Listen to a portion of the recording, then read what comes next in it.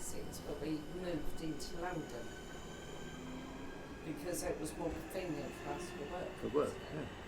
So because we were in Wapping in London, I then fell pregnant with you, and then we moved. Well, we stayed in Wapping. Well, we stayed in Wapping for a year. Yeah, and then born in the Sound of Bow Bells, in the Royal London Hospital. Yep. Whitechapel. Yep. So, I stayed there for a year, but it wasn't very child friendly. No.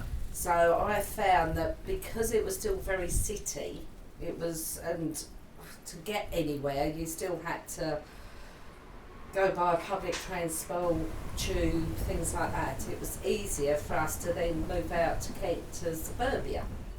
And the reason we moved this way was, one, Dad knew it because he'd already lived out here. Out this way. And secondly, all my girlfriends had moved out this way to have their children. So that's how we ended up in Pexwood. With Declan growing up as a small child, had a phobia of moths, spiders, flies, pretty any kind of insect or small mammal. So living on the edge of the moor's not a great place. Spent many nights chasing spiders and flies around his bedroom or bathroom, screaming like a girl. You went to school here, even preschool, when you were in preschool. Can I talk about that?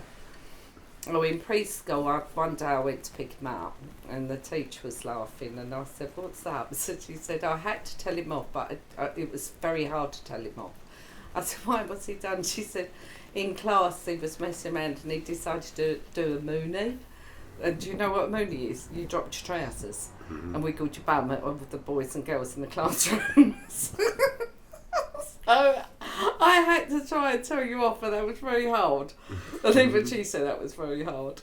So we had you doing moonies in class, and no, you were quite a character, Jack, when you were young, and I think you still are. I can remember teaching you how to drive on the shunt and on private roads, and you drove into a massive bog and then stood back because you didn't want to get your trainers and your fancy clothes dirty while you let everybody else sort the car out for you. You were just a bit of a sausage around place, weren't you? And then he had this fear, an absolute fear in the bedroom, because Jack had the box room, but it was, I decorated it, and you did. We'd done sky on the ceiling, and then we had teddy bears on a beach. It was a beach and a river, like a lake thing with mountains, and this was in his bedroom going around. Anyway, some unknown reason, he then got in his head that he saw a bear on the stairs, and our stairs turned so on a middle landing, and he totally flipped it one night, screaming that the bear was on the stairs. And it was like, there is no bear, but to this day, do you still think there was a bear? And then later, probably from about the age of 8, when Declan started appreciating his surroundings, he used to be fascinated with the weather and the moors. Couldn't keep him in. You know, but yeah, you do have opportunities around here that you don't get anywhere else, don't you? You have freedom, you have space. You get to learn things that somebody living in a town wouldn't learn. They'd have to go on a field trip to learn the things you learned. So you're fairly lucky like that.